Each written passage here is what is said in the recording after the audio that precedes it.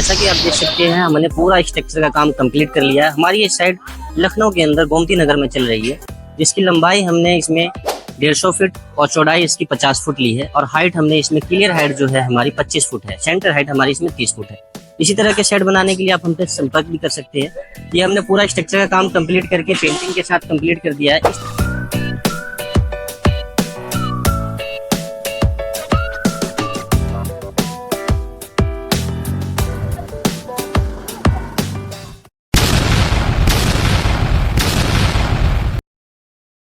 Hello दोस्तों, welcome back to the channel. आज हम आपको लेकर आए हैं लखनऊ के अंदर, जहां पर हमारा शेड बनाने का काम हो रहा है।